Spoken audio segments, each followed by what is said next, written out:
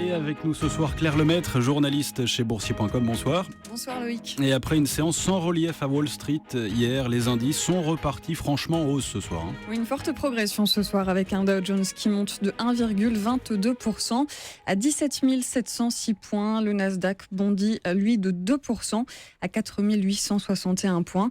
Les investisseurs ont mis de côté le risque d'un durcissement monétaire pour s'intéresser notamment au secteur immobilier avec d'excellentes ventes de logements neufs. Le rebond est mené par les financières. American Express et Visa grimpent de plus de 2%.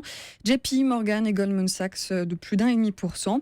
Très bonne performance aussi des technologiques avec Apple en hausse de 1,5%, Cisco plus 1,9% ou Microsoft plus 3,1%.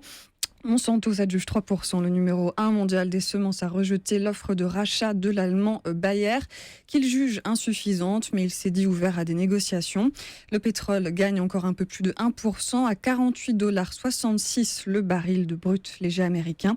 Et puis les signes d'une prochaine hausse des taux directeurs de la Fed font grimper le dollar.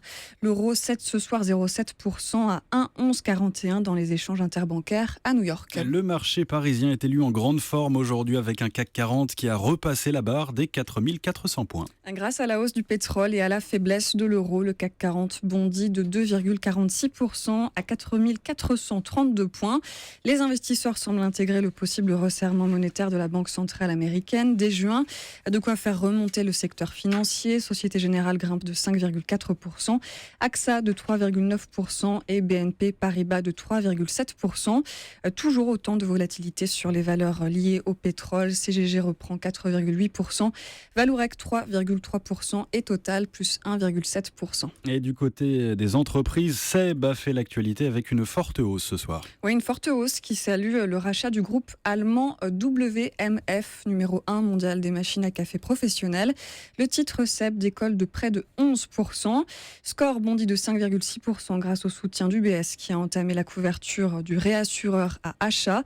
Enfin, Ipsen gagne 4,6% grâce aux résultats positifs annoncés par son partenaire Exelixis sur un de ses traitements.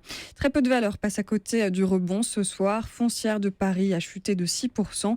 La société d'investissement immobilier Eurosic a reçu un soutien de poids dans son projet de rachat de la foncière. Ailleurs en Europe, les marchés enregistrent également de fortes hausses, plus 1,35% pour le FTSE. À Londres, plus 2,2% pour Francfort. Zurich s'adjuge 1,1%, Bruxelles plus 1,7%, Amsterdam plus 2,1% et Milan grimpe même ce soir de 3,3%. Merci Claire Lemaître, journaliste chez Boursier.com et à demain.